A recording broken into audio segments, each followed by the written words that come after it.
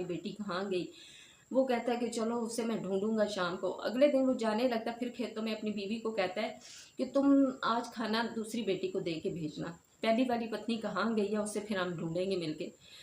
अब दूसरी जो बेटी होती है वो भी बड़े नखरे वाली है, वो भी इतने बुरे बुरे मुंह बनाती है। वो कहती है बड़ी तो गुम हो गई है, मैं भी गुम हो जाऊंगी। उसकी माँ कहती है नहीं, वो खेतों में इधर उधर होगी, किसी रिश्तेदार के घर चली गई होगी काम से बचने के लिए, आ जाएगी वापस। वो फिर आखिरकार मान जाती है दूसरी बहन भी। वो इसी तरह पूरा उसकी माँ खाना बना देती है। वो दोपहर को अपने बाप के लिए खाना लेके जाती है। इसी तरह वापसी पे जब वो आती है तो वो तेज़ हवा चलती है जंगल में से गुजरते हुए। असल में वो जादू की हवा होती है, जादू वाली आंधी होती है। तो वो जब तेज़ आंधी चलती है वो भी इसी तरह अपना रास्ता भूल जाती है। फिर क्या होता है कि वो इसी तरह चलते चलते चलते आगे जाती है, सूरज गरूब हो जाता है। वो डरने लग जाती है कि जंगली जानवर उसे खा जाएंगे। तब उसको भी उसी तरह वो झोंपड़ी नज़र आती है, रोशनी इसी तरह नज़र आती है। वो झोंपड़ी की तरफ जाती है, इसी तरह वो बूढ़ा आदमी मिलता है। वो उससे भी यही कहता है कि तुम, यही शर्त है कि तुम खाना बनाओगी।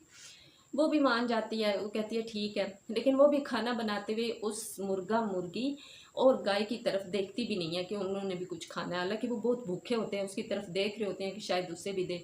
लेकिन क्योंकि उसके दिल में जानवरों के लिए कोई रहम नहीं होता, वो बहुत खुदगर्ज होती है, मगरूर होती है।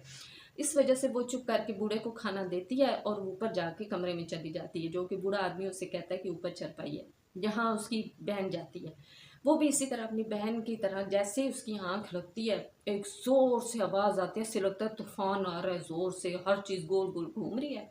जैसे ही वो आंख खुलती है और यूं देख रही होती है कि ये क्या हुआ, एकदम से उसका बिस्तर धड़म से नीचे जाता है जमीन में और वो अंदर धंस के गायब हो जाती है।